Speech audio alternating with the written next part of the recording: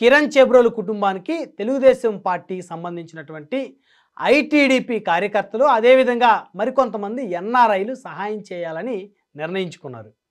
ఆ నిర్ణయంలో భాగంగానే కిరణ్ చేబ్రోలు వారి తండ్రి అయినటువంటి చేబ్రోలు వెంకటరత్నం గారికి ఆయన బ్యాంక్ అకౌంట్కి ₹1,00,000 ట్రాన్స్ఫర్ చేసినట్టు తెలుస్తోంది. అయితే ఇది అమెరికాలోని ఎన్ఆర్ఐలు కొంతమంది కలిసి ఏర్పాటు చేసుకున్నటువంటి డబ్బులుగా తెలుస్తుంది. మరికొంతమంది వివిధ విభాగాల్లో వివిధ దేశాల్లో ఉన్నటువంటి ఎన్ఆర్ఐ తెలుగుదేశం పార్టీ కార్యకర్తలు ఎవరైతే ఉన్నారో వారందరూ కూడా కిరణ్ చేబ్రోలు కుటుంబాన్ని ఆర్థికంగా ఆదుకోవాలని చెప్పేసి ముందుకు వస్తున్న పరిస్థితులు అయితే స్పష్టంగా కనపడుతున్నాయి.